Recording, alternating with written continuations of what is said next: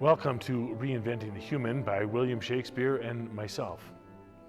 The idea comes from a book by a scholar named Harold Bloom, Shakespeare and the Invention of the Human.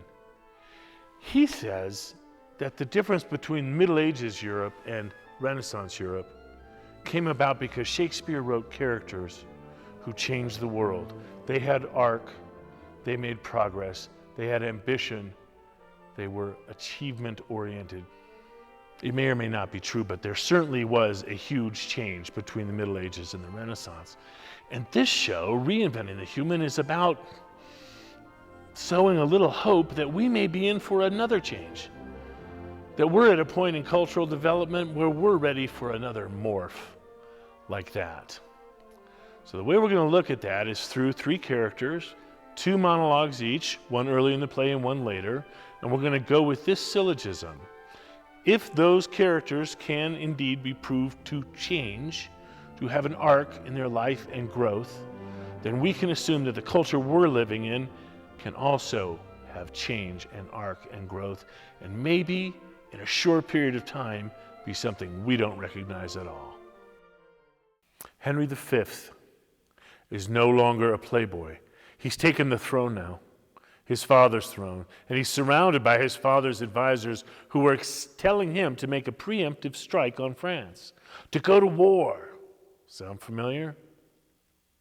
The king of France, or the Dauphin, because he's not old enough to be king, has sent a present to Henry. It's a bag of tennis balls. It's a way of saying, Henry, you'll never be a real king. You're not a real leader. You're a playboy. You're going to play games the rest of your life. And really, it's sort of a threat that they're going to come and try to take his throne, which is why his advisors are saying, go to war. So tell the Dauphin that I will keep my state, act like a king, and rouse me in my throne of France. For though I have laid by my majesty and plotted like a man of working day, there will I rise in so full a glory that it will dazzle all the eyes of France. I strike the Dauphin blind to look on us. I'll tell you straight up that Henry has changed. He's become jaded by watching his friends die and by engaging in state-sponsored murder himself. Gosh, if we do come across some kind of epiphany that this show hopes for, let's hope that it includes getting over this final step of diplomacy, as we euphemistically call it, or war. Them were our names like household words. Harry the King, Bedford, Exeter, Salisbury, and Talbot be in their flowing cups freshly remembered. This tale will a good man tell his son, so that our names will be remembered from now until the end of time. We few, we happy few, we band of brothers, for he today that sheds his blood with me will be my brother.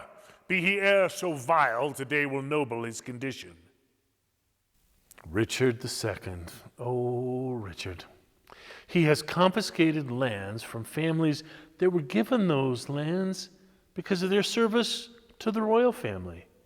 He's changed the rules of real estate just because he had bills to pay. Well, what does that sound like? A mortgage banker? Come on, this is pre-Hamiltonian. You think that all, as you have done, have torn their souls by turning away from us? Know ye that our Master, God omnipotent, is mustering in his clouds on our behalf armies of pestilence that will strike at you, and yours yet unborn and unbegot, that dare to raise their vassal hands against my head. So now comes the question, has Richard changed? Remember, that's our syllogism. So one thing I can tell you that's changed right off is that Richard no longer refers to himself in the royal we. It's no longer me and God, because he's been deserted by God. I have been wondering how I may compare, says Richard of himself. His nemesis, Bolingbroke, has him hidden away in Pomfret Castle, but he's not protecting him really, as he's telling the people he's doing. He's got him in the dungeon. Sometimes am I king, And treason makes me wish myself a beggar, so I am. And cursed penury persuades me I was better as a king, and I am king to gain. But by and by do see that I am unkinged by Bolingbroke. MacBeth. Ambition is his tragic flaw. He wants to be king, and he's agreed, along with his wife, to murder the king in order to take the throne.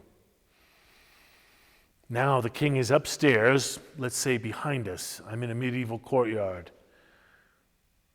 There's revelry going on, and MacBeth, who should be up there entertaining, is out here all alone. I think he's practicing the speech he wants to give his wife to get out of the commitment that he's made. But in these cases, we still have judgment here, that we but teach bloody instruction, which being taught returns to plague the inventor. This even-handed justice commends the ingredients of our poison chalice to our own lips. MacBeth's life has become dark and haunted. His wife's gone crazy. Out, damn spot. Remember that part? One dark deed has led to another to cover up the last one. He's lost all of his friends. The gaiety and prominence that he'd hoped for in life has turned into a lot of self-recrimination and paranoia. And the sad thing is, he doesn't know how to end it because those witches told him that he couldn't be injured in battle. He's impervious to hurt. And life is seeming less and less valuable to him. Seaton, bring me mine armor. Blow wind. Come rack. At least we'll die with armor on our back. Seaton!